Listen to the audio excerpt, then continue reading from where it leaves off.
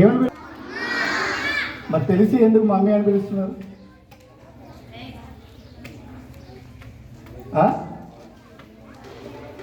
తెలిసి కూడా మమ్మీ అని ఎందుకు పిలుస్తున్నారు? అలవాటు.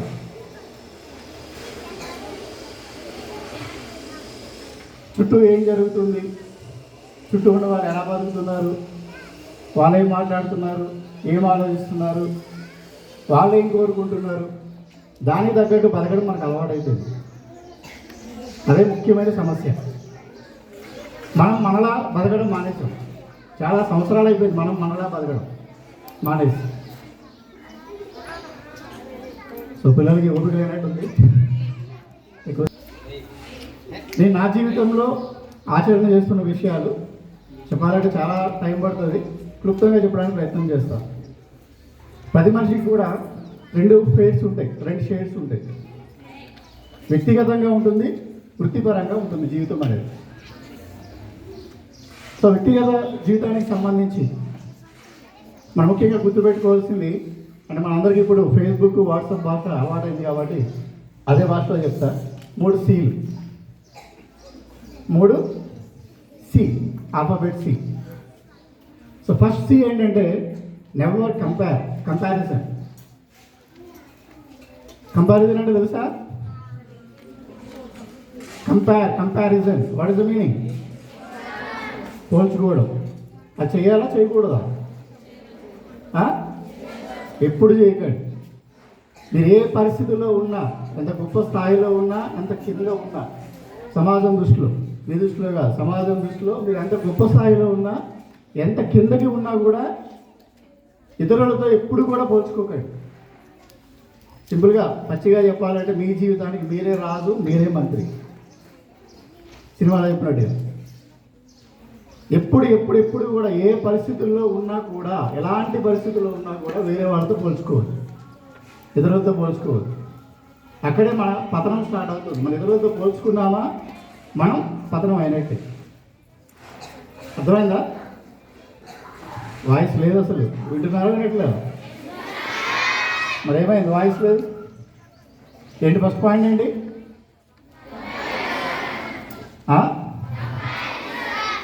కంపేర్ చేసుకోవాలా? Never compare. ఎప్పుడు కూడా కంపేర్ చేసుకోవచ్చు. రైట్? అరవమని చెప్పలేదు, ఆ సమాధానం చెప్తున్నాను. Second thing, never compromise. Never compromise. Compromise అంటే హై స్కూల్ చెప్పాలి. కాంప్రమైజ్ అంటే అడ్జస్ట్మెంటేనా? Compromise means adjusting always. చదువుకోవడం. నేనేమంటున్నా? చదువుకోమంటున్నా, చదువుకోవద్దు అంటున్నాను.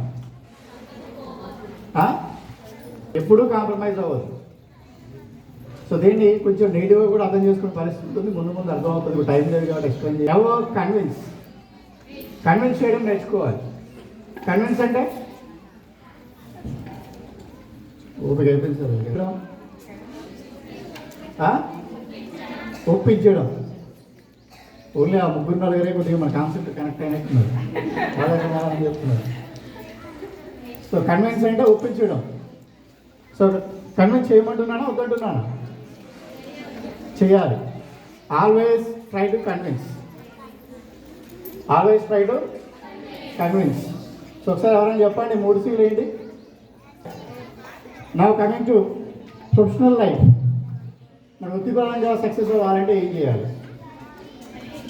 So here I suggest 3 I's. What is that? Alphabet I. So the first one is always be innovative.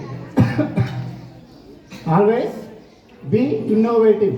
Innovative means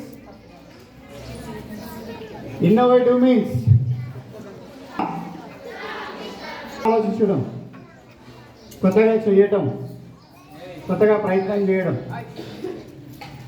రోజు ఏం జరుగుతుందో దాన్ని అలాగే వెళ్ళనివ్వకుండా ఏమైనా దాంట్లో మార్పు చేయగలమా, ఏమైనా మార్పు కోసం ప్రయత్నం చేయగలమా అని ఖచ్చితంగా ప్రయత్నం చేయాలి. Always be. లేరా అబ్బాయి లేరా అసలు వెంకటేశ్వర స్కూల్లో? Initiate. What is that? Initiate. ఎప్పుడు కూడా రెడీగా ఉండాలి, ఇనిషియేషన్ తీసుకోవడానికి రెడీగా ఉండాలి. ఇనిషియేట్ మీన్స్ ఏ అవకాశం దొరికినా, ఏ సందర్భంలో అయినా కూడా ఇనిషియేషన్ తీసుకోవడానికి సిద్ధంగా ఉండాలి. Take the initiative, right? The third one, inclusiveness. ఏంటో థర్డ్ వన్ ఏంటి? ఇంక్లూజివ్నెస్ అంటే పోవడం. నువ్వు ఒక్కడే గెలవడం కాదు, అందరినీ కలుపుకొని పోవాలి. సో ఈ మూడు నువ్వు పాటించగలిగితే ఖచ్చితంగా కెరియర్లో సక్సెస్ అనేది చూడగలుగుతారు, వృత్తిపరంగా సక్సెస్ అనేది చూడగలుగుతారు, రైట్? సరే, ఎవరికి ఎనర్జీస్ కనిపించట్లేదు, ఎక్కువగా అది అవకాశం ఇచ్చినందుకు అందరికీ కూడా పేరు పేరుగా ధన్యవాదాలు. Thank you.